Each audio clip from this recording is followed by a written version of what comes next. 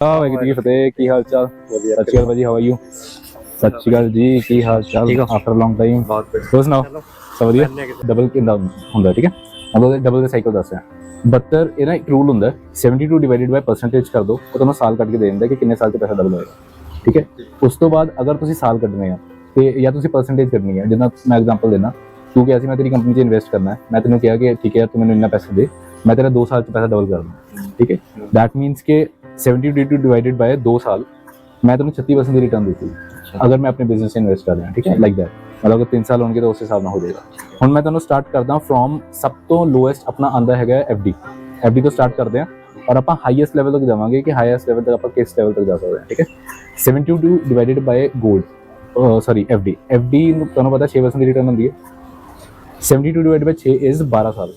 मतलब अज अगर तुहाडे कोल 10 लाख रुपए है, 10 लाख रुपए ਨੂੰ 20 ਲੱਖ ਰੁਪਏ ਹੋਣ ਵਾਸਤੇ 12 ਸਾਲ ਲੱਗਣਗੇ। ਸਮਝ ਗਏ ਪਹਿਲੀ ਚੀਜ਼। ਹੁਣ ਇਸ ਤੋਂ ਬਾਅਦ ਅਸੀਂ ਕਰਦੇ ਹਾਂ ਗੋਲਡ 8 ਤੋਂ 9% ਤੇ ਇੰਕਰੀਜ਼ ਹੁੰਦਾ। ਠੀਕ ਹੈ, ਇੱਕ ਐਵਰੇਜ ਰਿਟਰਨ ਜਿਹੜਾ ਦਿੰਦਾ 72 divided by 6 sorry 9 is equal to 8 ਸਾਲ। ਅੱਜ ਤੁਹਾਡੇ ਕੋਲ 10 ਲੱਖ ਦਾ ਗੋਲਡ ਪਿਆ ਹੈ, ਉਹਨੂੰ 8 ਸਾਲ ਲੱਗਣਗੇ 20 ਲੱਖ ਰੁਪਏ ਦਾ ਹੋਣ ਵਾਸਤੇ। ਔਰ ਕੰਪਾਊਂਡਿੰਗ ਕੰਮ ਪਤਾ ਕਿੱਦਾਂ ਕਰਦੀ ਹੈ? 8 ਸਾਲਾਂ 'ਚ 10 ਤੋਂ 20 ਹੋਇਆ, ਅਗਲੇ 8 ਸਾਲਾਂ 'ਚ 20 ਤੋਂ 40 ਲੱਖ ਰੁਪਏ ਹੋਏਗਾ, 40 ਤੋਂ 80 ਲੱਖ ਰੁਪਏ ਹੋਏਗਾ। ऐदा नहीं होंगे कि हाँ भाई 40 तो 50 नहीं होगा, 40 तो 80 होगा, 80 तो 160 होगा, 80 तो करोड़ नहीं होगा। समझ ये डिफरेंस आ। मतलब इस तरीके साइकिल चलता है। हुण उस तो बाद आप आने असीं हैगे आ हुण रियल एस्टेट पे आ जाओ। 72 डिवाइडेड बाय ਆਪਾਂ 10% ਕਰ ਦਿੰਦੇ ਕਿ 10% ਦੀ ਰੀਅਲ ਏਸਟੇਟ ਇੱਕ ਰਿਟਰਨ ਦੇ ਦਿੰਦਾ 10-11% ਦੀ, ਤੇ ਤੁਹਾਡਾ 7 ਸਾਲਾਂ ਦੇ ਵਿੱਚ ਸਾਈਕਲ ਡਬਲ ਹੋ ਜਾਏਗਾ। 10 ਲੱਖ ਦਾ ਪਲਾਟ ਅਗਲੇ 7 ਸਾਲਾਂ 'ਚ ਇਟ ਇਜ਼ 20 ਲੱਖ ਰੁਪੀਸ, ਅਗਲੇ 7 ਸਾਲਾਂ 'ਚ ਇਟ ਇਜ਼ 40 ਲੱਖ ਰੁਪੀਸ। ਇਹ ਨਾ ਸਾਲ ਉੱਪਰ ਥੱਲੇ ਹੋ ਸਕਦੇ ਆ, ਉੱਪਰ ਥੱਲੇ ਮੀਨ ਟੂ ਸੇ। ਮੈਂ ਤੁਹਾਨੂੰ ਐਗਜ਼ਾਮਪਲ ਦੇਣਾ, ਕਈ ਵਾਰੀ ਮਤਲਬ ਹਰੇਕ ਸੈਕਟਰਸ ਦਾ ਨਾ ਇੱਕ ਸਾਈਕਲ ਹੁੰਦਾ। ਕਈ ਵਾਰੀ ਕਈ ਸੈਕਟਰ ਬਹੁਤ ਵਧੀਆ ਚੱਲਦੇ ਆ, 2 ਸਾਲ 'ਚ 20 ਸਾਲ 'ਚ ਵੀ ਪੈਸਾ ਡਬਲ ਹੋ ਜਾਂਦਾ। ਕਈ ਵਾਰੀ ਉਹਨੂੰ 4-5 ਸਾਲ ਲੱਗਦੇ ਆ। ਠੀਕ ਹੈ, ਮਤਲਬ ਕਈ ਵਾਰੀ ਮਾਰਕੀਟ ਸਲੋ ਹੁੰਦੀ ਹੈ, ਕਈ ਵਾਰੀ ਫਾਸਟ ਹੁੰਦੀ ਹੈ, ਤੇ ਇੱਦਾਂ ਹੀ ਨਹੀਂ ਹੈ ਕਿ ਹੈਗਾ, ਬਟ ਇੱਕ ਬੇਸਿਕ ਰੂਲ ਹੈ ਕੰਪਾਊਂਡਿੰਗ ਦਾ। ਠੀਕ ਹੈ, ਜੇ ਤੁਹਾਨੂੰ ਰੂਲ ਆਫ 72 ਸਮਝ ਆ ਗਿਆ ਨਾ, ਤੁਹਾਨੂੰ ਐਕਚੁਅਲੀ ਸਾਈਕਲ ਸਮਝ ਆ ਜਾਏਗਾ ਕਿ ਤੁਹਾਡਾ ਪੈਸਾ ਕਿੰਨੇ ਟਾਈਮ 'ਚ ਡਬਲ ਹੋ ਰਿਹਾ, ਔਰ ਉਹਦੀ ਪੂਰੀ ਗੇਮ ਸਮਝ ਆ ਜਾਏਗੀ।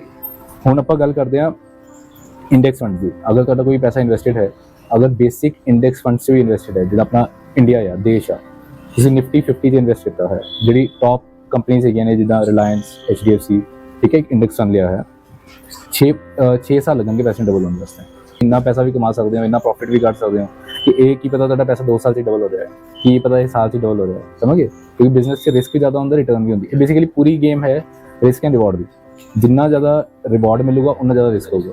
ਜਿੰਨਾ ਤੁਸੀਂ ਰਿਸਕ ਘਟਾਈ ਜਾਓਗੇ, FD ਦੇ ਵਿੱਚ ਰਿਸਕ ਨਹੀਂ ਹੈ, ਠੀਕ ਹੈ, ਪਰ ਰਿਵਾਰਡ ਵੀ ਘੱਟ ਹੈ। ਸਮਝ? ਇਸੇ ਤਰੀਕੇ ਨਾਲ ਸਾਰਾ ਸਿਸਟਮ ਚੱਲਦਾ।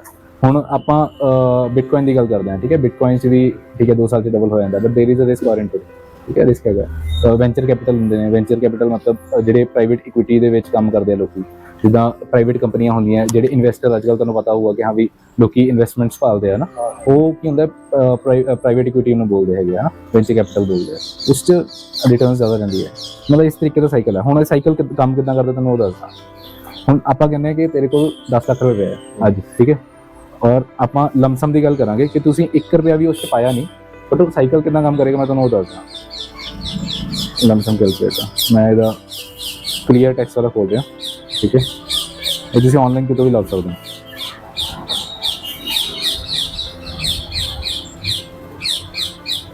ਠੀਕ ਹੈ, ਹੁਣ ਆਪਾਂ ਗੱਲ ਕੀਤੀ ਸੀ ਕੋਈ ਮੈਂ ਇੱਕ ਨਾ ਤੁਹਾਨੂੰ 26% ਦਾ ਕਿਉਂ ਦੱਸੂਗਾ, ਕਿਉਂਕਿ ਇਸ 'ਚ ਨਾ 10 ਸਾਲ ਦਾ ਸਾਈਕਲ ਦੇ ਵਿੱਚ 10 ਗੁਣਾ ਹੁੰਦਾ ਔਰ 3-3 ਸਾਲ ਦੇ ਸਾਈਕਲ ਦੇ ਵਿੱਚ ਡਬਲ ਹੁੰਦਾ। ਠੀਕ ਹੈ, ਤੁਹਾਨੂੰ ਸਾਈਕਲ ਸਮਝਾਉਣ ਵਾਸਤੇ ਮੈਂ ਇਸ ਤਰੀਕੇ ਨਾਲ ਸਮਝਾਉਣਾ ਚਾਹੁੰਦਾ ਕਿ ਹਾਂ ਵੀ ਤੁਹਾਨੂੰ ਐਕਚੁਅਲੀ ਸਮਝ ਆਏ ਕੰਪਾਊਂਡਿੰਗ ਕਿੱਦਾਂ ਕੰਮ ਕਰਦੀ ਹੈ। ਹੁਣ ਰਿਟਰਨਸ ਦੀ ਆਪਾਂ ਗੱਲ ਕਰਦੇ ਹਾਂ। ਠੀਕ ਹੈ, ਅਗਰ ਤੁਹਾਡਾ ਪੈਸਾ ਤੁਹਾਡੇ ਕੋਲ 10 ਲੱਖ ਰੁਪਏ ਹੈ, ਠੀਕ ਹੈ, ਔਰ 26% ਦੇ ਕੰਪਾਊਂਡ ਕਰ ਰਿਹਾ ਹੈ, ਇਹਦਾ ਮਤਲਬ ਇਹ ਹੁੰਦਾ ਹੈ ਕਿ ਹਰੇਕ 3 ਸਾਲ 'ਚ ਡਬਲ ਹੋ ਰਿਹਾ ਹੈ। ਠੀਕ ਹੈ, 72 ਡਿਵਾਈਡਡ ਬਾय 26 ਇਜ਼ 3 ਸਾਲ। दैट मीन्स कि आज ਤੁਹਾਡੇ ਕੋਲ 10 ਲੱਖ ਸੀਗਾ, 3 ਸਾਲ 'ਚ ਕਿੰਨਾ ਹੋ? 20 ਲੱਖ। ਅਗਲੇ 3 ਸਾਲ 'ਚ ਕਿੰਨਾ ਹੋ? 40 ਲੱਖ। ਠੀਕ ਹੈ, ਇਹ ਇਸੇ ਤਰੀਕੇ ਨਾਲ ਤੁਹਾਡਾ ਸਾਰਾ ਸਾਈਕਲ ਚੱਲਦਾ ਹੈ। ਕਿੰਨੀ ਵੀ ਠੀਕ ਹੈ, ਉਸ ਤੋਂ ਬਾਅਦ 18 6 40 ਔਰ ਤੁਹਾਡਾ ਮਤਲਬ ਕਹਿ ਲਓ 12 ਕਰੋੜ ਰੁਪਏ ਬਣਨ ਵਾਸਤੇ ਤੁਹਾਨੂੰ 20-22 ਸਾਲਾਂ ਦੇ ਵਿੱਚ 12-12.5 ਕਰੋੜ ਰੁਪਏ ਦਾ ਕਾਰਪਸ ਬਣ ਜਾਏਗਾ, ਸਿਰਫ 10 ਲੱਖ ਦੇ ਕਾਰਪਸ ਤੋਂ। ਇਹਦੇ ਵਿੱਚ ਤੁਸੀਂ 1 ਰੁਪਏ ਐਡ ਵੀ ਨਹੀਂ ਕੀਤਾ। ਸਮਝ ਗਏ?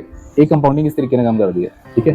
ਹੁਣ ਜਿੱਦਾਂ ਤੂੰ ਕਿਹਾ ਕਿ ਮੇਰੇ ਕੋਲ ਲੱਖ ਰੁਪਏ ਪਿਆ ਹੈ, ਤੂੰ ਲੱਖ ਰੁਪਇਆ ਅਗਰ ਬੱਚੇ ਦੇ ਵਾਸਤੇ ਇਨਵੈਸਟ ਕਰ ਦੇਣਾ, ਠੀਕ ਹੈ, ਆਪਾਂ 20% ਨਹੀਂ ਲਵਾਂਗੇ, ਅਸੀਂ ਸਿਰਫ 15% ਦੀ ਰਿਟਰਨ ਲੈ ਕੇ ਚੱਲਣਾ, ਠੀਕ ਹੈ। ਔਰ ਆਪਾਂ ਲੈਣੇ ਕਿ ਹਾਂ ਵੀ ਸਾਨੂੰ ਵਿਆਹ ਵਾਸਤੇ ਪੈਸਾ ਚਾਹੀਦਾ, ਠੀਕ ਹੈ, ਜਦੋਂ ਵੱਡਾ ਹੋਊਗਾ ਕਿ ਅੱਜ ਤੂੰ ਪੈਸਾ ਇਨਵੈਸਟ ਕਰਕੇ ਰੱਖ ਲਾ ਔਰ ਤੇਰਾ ਟਾਰਗੇਟ ਹੈ ਕਿ ਉਹ ਪੈਸੇ ਦਾ ਪਰਪਸ ਹੈ ਵਿਆਹ ਜਾਂ ਐਜੂਕੇਸ਼ਨ, ਠੀਕ ਹੈ। ਉਸ ਟਾਈਮ ਤੇ ਤੇਰੇ ਕੋਲ ਅਗਰ ਮਤਲਬ 15% ਤੇ ਵੀ ਕੰਪਾਊਂਡ ਕਰ ਰਿਹਾ, 1 ਲੱਖ ਰੁਪਏ ਵਿਲ ਬੀ 18 ਲੱਖ ਰੁਪਏ, ਠੀਕ ਹੈ। 18-20 ਲੱਖ ਰੁਪਏ ਚ ਤੁਸੀਂ ਕੁਛ ਨਾ ਕੁਛ ਖਰਚਾ ਬੀਅਰ ਕਰ ਸਕਦੇ ਹੋ, ਠੀਕ ਹੈ। ਬਟ ਇਹੀ ਪੈਸਾ ਅਗਰ ਥੋੜਾ ਜ਼ਿਆਦਾ ਕੰਪਾਊਂਡ ਕਰੇ, ਹੁਣ ਇਹਨੂੰ ਤੈਨੂੰ ਇੱਕ ਹੋਰ ਸਾਈਕਲ ਦੱਸਦਾ, 10 ਈਅਰਸ ਤੇ 10 ਟਾਈਮਸ ਹੁੰਦਾ, 26% ਤੇ ਅਗਰ ਕੰਪਾਊਂਡ ਕਰੇਗਾ ਨਾ, ਇਹਦਾ ਸਾਈਕਲ ਇਦਾਂ ਕੰਮ ਕਰਦਾ ਦਿਖਾਣਾ। ਆਪਣੇ ਕੋਲ 10 ਲੱਖ ਪਿਆ ਸੀਗਾ, 26% ਤੇ ਅਗਰ ਕੰਪਾਊਂਡ ਕਰਦਾ ਹੈ, ਹਰੇਕ 10 ਸਾਲ ਚ 10 ਗੁਣਾ ਹੁੰਦਾ। ਇਹਦਾ ਮਤਲਬ ਕੀ ਹੋਇਆ, 10 ਲੱਖ ਦਾ ਇੰਟੂ 10 ਕਿੰਨਾ ਹੁੰਦਾ, 1 ਕਰੋੜ ਰੁਪਏ। ਅਗਲੇ 10 ਸਾਲਾਂ ਦੇ ਵਿੱਚ ਇਟ ਵੀ 10 ਕਰੋੜ, 3 ਸਾਲ ਤੇ ਇਟ ਹਾਂ ਮਤਲਬ 100 ਕਰੋੜ, 100 ਕਰੋੜ ਰੁਪਏ, ਠੀਕ ਹੈ। ਇਟ ਇਜ਼ 1000 ਕਰੋੜ ਰੁਪਏ। ਮਤਲਬ ਤੁਹਾਡਾ ਸਿਰਫ ਉਹ ਪੈਸਾ ਇਨਵੈਸਟਡ ਹੀ 10-10 ਗੁਣਾ ਵਧੀ ਜਾ ਰਿਹਾ ਹਰੇਕ 10 ਸਾਲ ਦੇ ਸਾਈਕਲ ਦੇ ਵਿੱਚ। ਪਰ ਇੱਕ ਇਸ ਤਰੀਕੇ ਨਾਲ ਕੰਪਾਊਂਡਿੰਗ ਕੰਮ ਕਰਦੀ ਹੈ। ਹੁਣ ਤੁਹਾਨੂੰ ਦੇਖਣਾ ਪਏਗਾ ਕਿ ਵਾਟ ਇਜ਼ ਯਰ ਰਿਸਕ ਐਪੇਟਾਈਟ। ਜਿੱਦਾਂ ਹੁਣ ਅਸੀਂ ਯੰਗ ਆ, ਅਸੀਂ 30-32 ਸਾਲਾਂ ਦੇ, ਹੈ ਨਾ। ਅਸੀਂ ਅੱਜ ਤੋਂ ਵੀ ਜੇ ਇਨਵੈਸਟਿੰਗ ਜਰਨੀ ਸਟਾਰਟ ਕਰਦੇ ਹਾਂ, ਅਸੀਂ 50 ਤੱਕ ਅਸੀਂ ਉਨਾ ਕਾਰਪਸ ਕਰ ਸਕਦੇ ਹਾਂ ਕਿ ਅਸੀਂ 5-6 ਸਾਈਕਲਸ ਵੀ ਕਰ ਲਿਆ ਨਾ, ਸਾਡਾ ਬਹੁਤ ਅੱਛਾ ਪੈਸਾ ਬਣ ਸਕਦਾ। ਜ਼ਿਆਦਾ ਸਾਈਕਲ ਨਹੀਂ ਚਾਹੀਦੇ ਸਾਨੂੰ, 5-6 ਸਾਈਕਲ ਹੀ ਬਣਨਗੇ ਲਾਈਫ ਟਾਈਮ ਦੇ ਵਿੱਚ, ਬਹੁਤ ਜ਼ਿਆਦਾ ਰਿਸਕ ਲੈ ਕੇ ਵੀ, ਠੀਕ ਹੈ। ਬਟ ਇਹ ਹੈ ਕਿ ਆਪਣਾ ਸਭ ਤੋਂ ਪਹਿਲਾਂ ਫੋਕਸ ਕਰੋ। ਮੇਰਾ ਫੋਕਸ ਕੀ ਹੈ ਕਿ ਬਿਜ਼ਨਸ 'ਤੇ ਫੋਕਸ ਹੈ।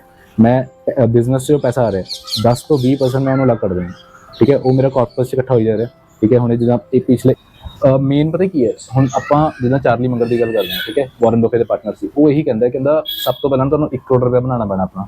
ਜਿਸ ਦਿਨ ਤੁਹਾਡਾ ਪਹਿਲਾ ਕਰੋੜ ਰੁਪਏ ਬਣ ਗਿਆ, ਉਸ ਤੋਂ ਬਾਅਦ ਤੁਹਾਨੂੰ ਐਕਚੁਅਲੀ ਦਿਖਣਾ ਸਟਾਰਟ ਹੋਏਗਾ, ਕਿਉਂਕਿ ਪੈਸਾ ਪੈਸੇ ਨੂੰ ਕਮਾਉਂਦਾ ਹੈ ਤਾਂ ਉਹ ਛੋਟੀ ਅਮਾਊਂਟ ਨਹੀਂ ਦਿਖੇਗੀ।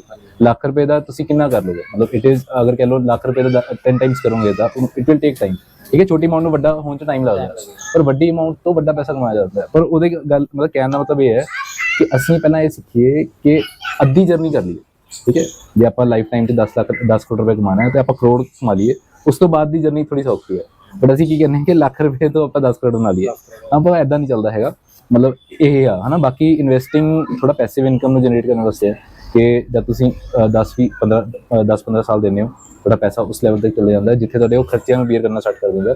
ਉਸ ਤੋਂ ਬਾਅਦ ਫਿਰ ਤੁਸੀਂ ਵਿਡਰਾਅ ਵੀ ਕਰਦੇ ਰਹੋਗੇ, ਫਰਕ ਨਹੀਂ ਪਏਗਾ।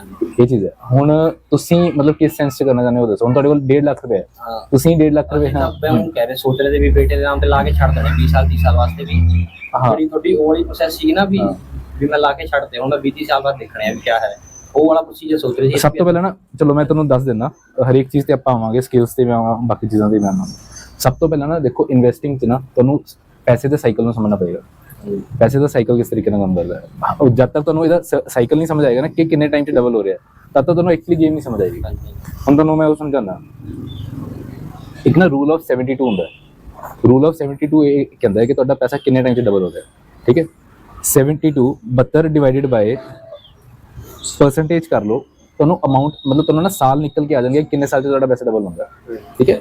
ਜਿੱਦਾਂ ਇਹਦਾ ਐਗਜ਼ਾਮਪਲ ਦੇਣਾ, 72 ਡਿਵਾਈਡਡ ਬਾਏ ਆਪਾਂ ਸ਼ੁਰੂ ਕਰਾਂਗੇ ਸਭ ਤੋਂ ਪਹਿਲਾਂ ਕਹਿ ਲਓ ਸਭ ਤੋਂ ਪਹਿਲਾਂ ਆਪਣਾ FD ਆਉਂਦੀ ਹੈ, ਰਾਈਟ। ਇੱਕ ਮਿੰਟ ਯਾਰ, ਹਸਰਤ ਬਾਹਰ ਆ ਗਈ, रुक जा, रुक जा, मैंने पार्क जाना है, बना सकते, ठीक है। अपने बिजनेस से अपने काम से ਤੁਹਾਨੂੰ ਫੋਕਸ ਕਰਨਾ ਪੈਣਾ। ਅਗਰ ਤੁਸੀਂ ਇਹ ਸੋਚੋਗੇ ਮੈਂ 1 ਲੱਖ ਰੁਪਏ ਨੂੰ 100 ਕਰੋੜ ਬਣਾ ਦਾਂ, ਉਹ ਪੋਸੀਬਲ ਨਹੀਂ ਹੈ। ਤੁਸੀਂ ਇਹ ਦੇਖੋਗੇ ਤੁਹਾਡੇ ਕੋਲ ਠੀਕ ਹੈ ਅੱਜ 1 ਲੱਖ ਹੈ, ਬਟ ਮੈਂ 10 ਲੱਖ ਕਿੱਦਾਂ ਬਣਾਉਣਾ, ਪਹਿਲਾਂ 10 ਲੱਖ ਕਿੱਦਾਂ ਬਣਾਉਣਾ, ਸਮਝੋਗੇ। ਜਿਸ ਦਿਨ ਪਹਿਲਾਂ 10 ਲੱਖ ਬਣ ਗਿਆ ਤਾਂ ਤੁਹਾਡਾ 1 ਕਰੋੜ ਰੁਪਇਆ ਬਣਨਾ ਤੁਹਾਡੀ ਅੱਧੀ ਜਰਨੀ ਹੋਗੀ। और 10 ਲੱਖ ਰੁਪਏ ਬਣਾਉਣ 'ਚ ਕੋਈ ਅੱਜ ਜ਼ਿਆਦਾ ਟਾਈਮ ਨਹੀਂ ਲੱਗਦਾ, ਤੁਸੀਂ ਸਾਲ 2 ਸਾਲ 'ਚ ਈਜ਼ੀਲੀ ਬਣਾ ਸਕਦੇ, ਠੀਕ ਹੈ। ਔਰ ਜਿਹੜੇ ਤੈਨੂੰ ਮਤਲਬ 1 ਲੱਖ ਤੋਂ 10 ਲੱਖ ਬਣਾਉਣ ਵਾਸਤੇ 10 ਸਾਲ ਚਾਹੀਦੇ ਸੀ, ਤੂੰ 2 ਸਾਲ 'ਚ ਪੈਸਾ ਬਣਾ ਲਿਆ। ਉਸ ਤੋਂ ਬਾਅਦ ਕੰਪਾਊਂਡਿੰਗ ਕੰਮ ਕਰਨ ਦਾ ਨਾ, ਮਤਲਬ ਪੈਸਾ ਬਣਾਓ, ਇਨਵੈਸਟ ਕਰੋ, ਬਟ ਉਸ ਤੋਂ ਪਹਿਲਾਂ ਸਭ ਤੋਂ ਪਹਿਲਾਂ ਆਪਣੇ ਆਪ 'ਤੇ ਫੋਕਸ ਕਰੋ, ਆਪਣੇ ਬਿਜ਼ਨਸ 'ਤੇ, ਆਪਣੀ ਚੀਜ਼ਾਂ 'ਤੇ, ਪੈਸਾ ਬਣਾਉਣ 'ਤੇ। ਆਪਣੇ ਆਪ 'ਤੇ ਬਿਜ਼ਨਸ 'ਤੇ ਇਨਵੈਸਟ ਕਰਕੇ ਜਲਦੀ ਪੈਸਾ ਬਣਦਾ ਹੈ ਰਾਦਰ ਦੈਨ ਇਨਵੈਸਟਿੰਗ 'ਚ ਬਣਦਾ, ਪਰ ਉੱਥੇ ਸਬਰ ਚਾਹੀਦਾ। ਜਿੱਦਾਂ ਵਾਰਨ ਬਫੇ ਨੇ 11 ਸਾਲ ਦੀ ਉਮਰ 'ਚ ਸਟਾਰਟ ਕੀਤਾ, ਅੱਜ ਉਹ ਬਿਲੀਅਨਰ ਹੈ, ਠੀਕ ਹੈ। ਇੰਨਾ ਪੈਸਾ ਹੈ, ਪਰ ਉਹਨੇ ਜਿਹੜਾ ਟਾਈਮ ਇੰਨਾ ਪੇਸ਼ੈਂਸ ਸੀਗਾ, ਉਹ ਵੀ ਤਾਂ ਹੈ ਨਾ। ਉਹੀ ਹੈ ਉਹ ਐਮਰਜੈਂਸੀ ਫੰਡ ਹੈਗਾ, ਐਮਰਜੈਂਸੀ ਵਾਸਤੇ ਪੈਸੇ ਹੈਗੇ ਹਾਂ। ਮਤਲਬ ਇੱਕ ਸਭ ਤੋਂ ਪਹਿਲਾਂ ਪਤਾ ਕੀ ਹੋਣਾ ਚਾਹੀਦਾ, ਮੈਂ ਜਿਹੜੀ ਗਲਤੀ ਕੀਤੀ, ਮੈਂ ਅੱਜ ਤੱਕ ਕਦੇ ਮੇਰੇ ਕੋਲ ਐਮਰਜੈਂਸੀ ਫੰਡ ਦੇ ਨਾਮ ਤੇ ਕੀ ਵੈਸੇ ਹੀ ਅਕਾਊਂਟ 'ਚ ਪੈਸੇ ਨਹੀਂ ਆਉਂਦੇ। 2 ਕਰੋੜ ਦੀਆਂ ਗੱਡੀਆਂ ਖੜੀਆਂ ਸੀਗੀਆਂ, 4 ਲੱਖ ਰੁਪਏ ਦੀ ਕਿਸ਼ਤਾਂ ਮੰਥਲੀ ਜਾਂਦੀ ਸੀਗੀਆਂ, ਬਟ ਮੇਰੇ ਕੋਲ ਅਗਰ ਤੂੰ ਇਹ ਕਹੇਂਗਾ ਨਾ ਕਿ ਹਾਂ ਵੀ ਅਗਲੇ ਮਹੀਨੇ ਦੀ ਕਿਸ਼ਤ ਵੀ ਅਕਾਊਂਟ 'ਚ ਪਈ ਹੋਵੇ, ਨਹੀਂ ਹੁੰਦੀ ਸੀ। ਰਿਐਲਿਟੀ ਹੈ, ਮਤਲਬ ਸਾਈਕਲ ਚੱਲ ਰਿਹਾ, ਬਿਜ਼ਨਸ ਚੱਲ ਰਿਹਾ, ਪੈਸਾ ਆ ਰਿਹਾ ਤਾਂ ਸਾਈਕਲ ਚੱਲ ਰਿਹਾ। ਜਿਸ ਮਹੀਨੇ ਸਾਈਕਲ ਰੁਕ ਗਿਆ ਉਸ ਦਿਨ ਲੋਨ ਲੈਣਾ ਪੈ ਜਾਂਦਾ ਸੀ। 1 ਮਹੀਨਾ 2 ਮਹੀਨਾ ਸਾਈਕਲ ਨਹੀਂ ਚੱਲਿਆ, 2 ਲੱਖ ਰੁਪਏ ਚੱਕਿਆ, ਕਿਸ਼ਤਾਂ ਚਲੇ ਗਈਆਂ। But that is also risky. ਕੀ ਹੈ ਕਿ ਤੁਹਾਨੂੰ ਬਿਜ਼ਨਸ ਦੇ ਵਿੱਚ ਅਗਰ ਤੁਸੀਂ ਵੜਦੇ ਹੋ, ਕਿ ਮੈਨੂੰ ਵੀ ਹੁਣ ਜ਼ਿਆਦਾ ਟਾਈਮ ਨਹੀਂ ਹੋਇਆ, 2-3 ਸਾਲ ਹੋਇਆ, ਬਟ ਗੱਲ ਹੈ ਕਿ ਗਲਤੀਆਂ ਦੀ ਗੱਲ ਕਰ ਰਿਹਾ ਕਿ ਅਗਰ ਮੈਂ ਆਪਣੀ ਗਲਤੀਆਂ ਨੂੰ ਦੁਨੀਆ ਨੂੰ ਦੱਸ ਸਕਦਾ, ਸ਼ੇਅਰ ਕਰ ਸਕਦਾ, ਜੋ ਚੀਜ਼ਾਂ ਮੈਂ ਕੀਤੀਆਂ, ਮੈਂ ਗਲਤੀਆਂ ਕਰ ਰਿਹਾ, ਸੁਧਾਰ ਸਕਦੇ ਹਾਂ ਤੇ ਕਰ ਸਕਦੇ ਹਾਂ। ਹੁਣ ਮੈਂ ਫੋਕਸ, ਹੁਣ ਮੈਂ ਸਭ ਤੋਂ ਪਹਿਲਾਂ ਆਪਣਾ 10% ਕੱਢਣਾ ਸਟਾਰਟ ਕੀਤਾ ਕਿ ਘੱਟੋ ਘੱਟ ਮੇਰੇ ਕੋਲ ਐਮਰਜੈਂਸੀ ਫੰਡ ਤਿਆਰ ਹੋ ਜਾਵੇ। ਹੁਣ ਪਿਛਲੇ 2 ਮਹੀਨੇ ਤੋਂ ਕੰਮ ਠੰਡਾ ਪਿਆ, ਬਟ ਸਟਿਲ ਮੇਰੇ ਕੋਲ ਪੈਸੇ ਆ ਜਿਹਦੇ ਨਾਲ ਮੇਰਾ ਸਾਈਕਲ ਚੱਲ ਗਿਆ। ਅਗਰ ਮੈਂ ਪੈਸੇ ਇਕੱਠੇ ਹੀ ਨਹੀਂ ਕੀਤੇ ਹੁੰਦੇ, ਮੇਰਾ ਸਾਈਕਲ ਕਿੱਦਾਂ ਚੱਲਦਾ? ਮੈਨੂੰ ਫਿਰ 3 ਲੱਖ ਰੁਪਏ ਲੋਨ ਲੈਣਾ ਪੈਂਦਾ, ਸਮਝ ਗਏ ਨਾ? ਸੋ ਇਹ ਜ਼ਰੂਰੀ ਹੈ। ਬਾਕੀ 1.5 ਲੱਖ ਰੁਪਏ ਜਿਹੜਾ ਹੈਗਾ ਉਹ ਤੁਸੀਂ ਇਨਵੈਸਟ ਕਰ ਸਕਦੇ ਹੋ, ਆਪਣਾ ਲੌਂਗ ਟਰਮ ਰੱਖੋ, ਬੱਚੇ ਵਾਸਤੇ। ਹਾਂ, ਬੱਚੇ ਵਾਸਤੇ ਰੱਖੋ। ਹਾਂ, ਜਦ ਬੱਚੇ ਦੀ ਉਮਰ ਛੋਟੀ ਹੈ, ਕਿੰਨੇ ਸਾਲ ਦਾ? 1.5 ਸਾਲ ਦਾ ਨਾ। ਤੁਸੀਂ ਇੱਕ ਅਲੱਗ ਗੋਲ ਓਰੀਐਂਟਡ ਉਹਦੀ ਚੀਜ਼ਾਂ ਬਣਾਓ, ਠੀਕ ਹੈ? ਅਗਰ ਨਹੀਂ ਹੈਗਾ ਤਾਂ ਅਸੀਂ ਪ੍ਰੋਪਰ ਕਰਦਾ ਨਾ ਫਾਈਨੈਂਸ਼ੀਅਲ ਪਲਾਨ ਬਣਾਵਾਂਗੇ। ਮੈਂ ਆਪਣਾ ਪ੍ਰੋਪਰ ਫਾਈਨੈਂਸ਼ੀਅਲ ਪਲਾਨ ਬਣਾਇਆ ਹੋਇਆ, ਉਹਦੇ ਵਿੱਚ ਮੈਂ ਹਰੇਕ ਚੀਜ਼ ਆਪਣੀ ਬਣਾਈ ਹੈ। ਇਸ 'ਚ ਤਾਂ ਨਹੀਂ ਹੈ, ਨਵਾਂ ਫੋਨ ਲਿਆ, ਮੇਰਾ ਬੈਟਰੀ ਖਰਾਬ ਹੋ ਗਈ ਸੀ ਫੋਨ ਦੀ। ਤੇ ਅਦਰਵਾਈਜ਼ ਕੀ ਹੈ ਕਿ ਮੈਂ ਆਪਣਾ ਫਾਈਨੈਂਸ਼ੀਅਲ ਪਲਾਨ ਬਣਾਇਆ ਜਿਹਦੇ ਵਿੱਚ ਮੈਰਿਜ, ਐਜੂਕੇਸ਼ਨ ਗੋਲ, ਫਾਈਨੈਂਸ਼ੀਅਲ ਗੋਲ, ਉਸ ਤੋਂ ਬਾਅਦ ਟਰੈਵਲ, ਇਹ ਸਾਰਿਆਂ ਦਾ ਮੈਂ ਅਲੱਗ-ਅਲੱਗ ਚੀਜ਼ਾਂ ਲਿਖ ਕੇ ਰੱਖੀਆਂ ਕਿ ਮੈਨੂੰ ਅਗਰ ਹਸਰਤ ਵਾਸਤੇ, ਮੈਂ ਐਗਜ਼ਾਮਪਲ ਦੇਣਾ, ਅਗਰ ਮੈਨੂੰ ਅੱਜ ਹਸਰਤ ਨੂੰ ਐਜੂਕੇਸ਼ਨ ਪੂਰੀ ਕਰਨੀ ਹੈ, ਚਲੋ ਉਹਨੂੰ ਬਾਹਰ ਭੇਜਣਾ, ਮੈਨੂੰ 3 ਲੱਖ ਰੁਪਏ ਚਾਹੀਦਾ। ਹੁਣ ਜੇ ਮੈਂ ਇਹੀ ਖਰਚਾ ਜਦੋਂ ਮਤਲਬ ਕਹਿ ਲਓ ਹੋਏਗੀ 20-22 ਸਾਲ ਦੀ ਹੋਏਗੀ, ਠੀਕ ਹੈ, ਜਾਂ 20 ਸਾਲ ਦੀ ਹੋਏਗੀ, ਉਸ ਟਾਈਮ ਅਗਰ ਮੈਂ ਉਹਨੂੰ ਬਾਹਰ ਭੇਜਣਾ ਹੈ ਤਾਂ ਸੇਮ 30 ਲੱਖ ਰੁਪਏ ਦਾ ਖਰਚਾ ਅੱਜ ਦੀ ਡੇਟ ਦਾ 1.5 ਕਰੋੜ ਰੁਪਏ ਆਏਗਾ। ਇਨਫਲੇਸ਼ਨ ਹੈ ਨਾ, ਐਜੂਕੇਸ਼ਨ ਜਿਹੜਾ ਸੈਕਟਰ ਹੈਗਾ 8 ਤੋਂ 9% ਤੇ ਇਨਫਲੇਟ ਕਰ ਰਿਹਾ। ਮੈਨੂੰ 1.5 ਕਰੋੜ ਰੁਪਏ ਚਾਹੀਦਾ, ਮੈਂ 1.5 ਕਰੋੜ ਉਸ ਟਾਈਮ ਕਿੱਥੋਂ ਲੈ ਕੇ ਆਉਂਗਾ? ਬਟ ਅੱਜ ਦੀ 10,000 ਦੀ SIP ਮੈਨੂੰ 18 ਸਾਲਾਂ ਦੇ ਵਿੱਚ 1.5 ਕਰੋੜ ਰੁਪਏ ਵਾਪਸ ਮਿਲ ਗਈ, ਸਿਰਫ 10,000 ਦੀ SIP। ਤੇ SIP ਦਾ ਵੀ ਦੱਸੋ ਭਾਈ, SIP ਵੀ ਲਾਣੀ ਹੈ ਵੀ ਇੱਦਾਂ ਵੀ 2-3 ਹਜ਼ਾਰ, ਕਿਉਂਕਿ ਸਾਡੇ ਸੇਵ ਹੋ ਜਾਂਦੇ ਆ, ਉਹਨਾਂ ਦਾ ਕਰੀਏ ਕਿ ਇਹ ਨਹੀਂ ਸਮਝ ਆਉਂਦਾ। ਫਿਰ ਉਹਨੂੰ ਇਨਵੈਸਟਿੰਗ ਕਰੋ ਨਾ, ਮਤਲਬ ਗੱਲ ਹੈ ਕਿ SIP ਦਾ ਕਹਿੰਦੇ ਸਾਰੇ। ਹੁਣ SIP ਹੈ ਕਿਆ ਚੀਜ਼ ਤੇ ਕਿਸ ਤੇ ਲਾਣਾ ਹੈ? ਕਿਆ ਕੋਈ ਹੁੰਦੇ ਹੈ ਕੋਈ ਜਿਵੇਂ ਰਿਲਾਇੰਸ ਦਾ ਇਹ ਹੋ ਗਿਆ, ਸ਼ੇਅਰ ਹੋ ਗਿਆ, ਇੱਦਾਂ ਦੀ ਚੀਜ਼ਾਂ? ਇੰਡੀਵਿਜੂਅਲ ਸ਼ੇਅਰ ਨਾ ਲਓ ਨਾ। ਸਭ ਤੋਂ ਪਹਿਲਾਂ ਪਤਾ ਕੀ ਹੈ, ਦੇਖੋ ਤੁਹਾਨੂੰ ਸਮਝਣਾ ਪਏਗਾ 2 ਟਾਈਪ ਦੇ ਰਿਸਕ ਹੁੰਦੇ, ਠੀਕ ਹੈ? ਜਿੱਦਾਂ ਮੈਂ ਆਪਣਾ ਬਿਜ਼ਨਸ ਕਰ ਰਿਹਾ, ਠੀਕ ਹੈ, ਹੁਣ ਮੇਰੇ ਬਿਜ਼ਨਸ 'ਚ ਮੈਂ ਸਾਰਾ ਪੈਸਾ 100% ਆਪਣੇ ਬਿਜ਼ਨਸ 'ਚ ਇਨਵੈਸਟ ਕੀਤਾ ਹੋਇਆ।